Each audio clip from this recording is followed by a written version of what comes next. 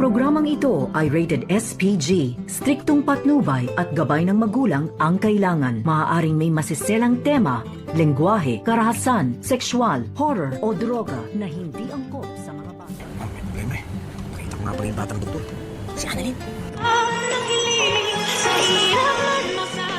Narito na nga ang ating pakaabangan ngayong Sabado sa Abot Kamay na Pangarap.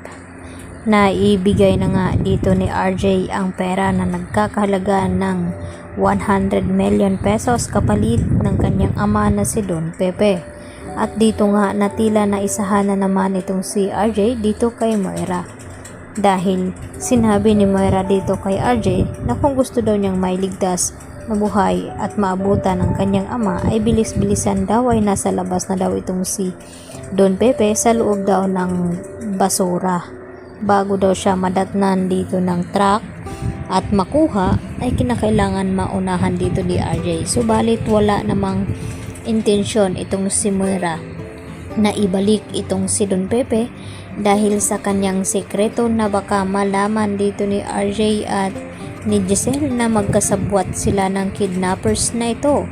Subalit ay hindi pa rin makakalusot itong si Moira dahil sa maraming ngang nakapalibot dito na kakilala ni Annalyn at isa na dito itong sina Doc Lyndon Javier at Regan at si Nurse Karen at Nurse Evan.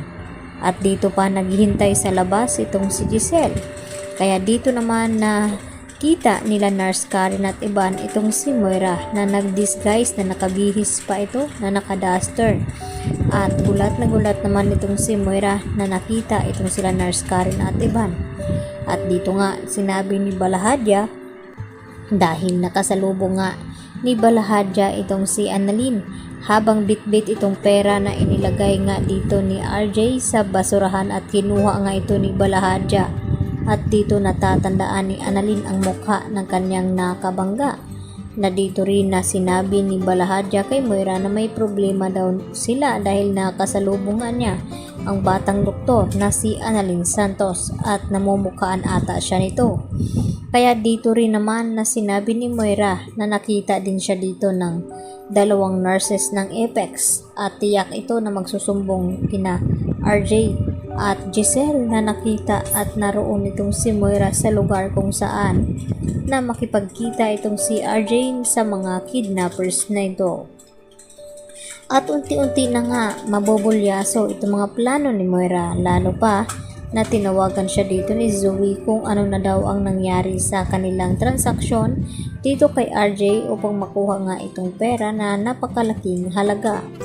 Samantala dito rin si Lynette sa bangko kung saan ay pagkalabas dito ni Lynette ibinigay niya dito sa mga nang loob sa kanila at hindi naman tinanggap ang pera dahil nagbago na rin daw ang isip nito at gusto mangyari na gusto nilang makuha itong si Annalyn Santos dahil mas malaki daw ang kanilang makukuha at hindi inaasahan dito ni Lynette na makita nila itong si Patricia Minor at itong si Doc Katie at tinawag nga siya nito at nilapitan.